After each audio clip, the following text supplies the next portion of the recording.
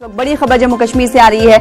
जम्मू कश्मीर से इस वक्त बड़ी खबर आपको देते हुए चले। बीजेपी जिला जनरल सेक्रेटरी कुलगाम की गाड़ी को नजरआतिश कर दिया गया है। नामालूम अफराद ने आबिद हुसैन खान की गाड़ी फूंक दी है। नामालूम अफराद ने 2 गाड़ियों को आग लगाई है। बीती शब बोनीगाम के मकाम पर यह वाकया पेश आया है। तो इस वक्त की बड़ी खबर जम्मू कश्मीर से आपको दे रहे हैं। बीजेपी जिला जनरल सेक्रेटरी कुलगाम की गाड़ी नजरआतिश की गई है। नामालूम अफराद ने आबिद हुसैन खान की गाड़ी फूंक दी। नामालूम अफराद ने 2 गाड़ियों को आग लगाई है। इस हवाले से मजीद अपडेट हासिल करेंगे। रुख करेंगे कुलगाम का। हमारे नुमाइंदे जहूर रिजवी कुलगाम से जुड़ रहे हैं। जहूर, बताइएगा कितने बीती शब का ये वाकया है, क्या पता चल पाया कि किसकी तरफ से इन गाड़ियों को नजरआतिश किया गया?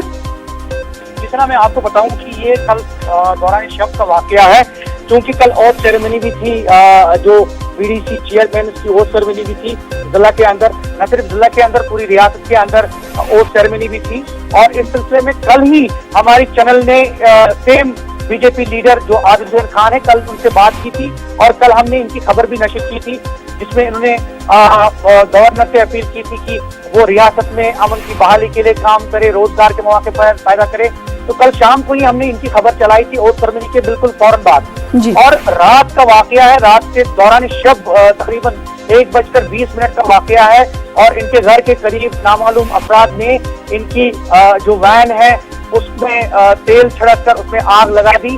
और उसके फौरन बाद दूसरा एक वाकया इसी जगह पे रोनुमा हुआ, जस्ट 500 मीटर या 100 मीटर के वाकई दूरी पर, जहाँ पे एक और गाड़ी को नजरआतिश किया गया। एक इम्तियाज अहमद डार करके हैं, एक लोकल हैं, उनकी भी गाड़ी फूंक दी गई है। और ये दोनों वैन जो है इनको जो है कल शाम को ही जो है नामालूम अफराद ने आग लगा दी है।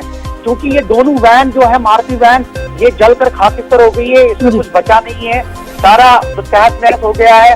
और हालांकि फायर ब्रिगेड अमला ने आग बुझाने की कोशिश की थी, लेकिन उसमें वो पूरी तरह से कामयाब नहीं हुए और क्योंकि पूरी तरह से ये खाकिस्तर हो गई थी।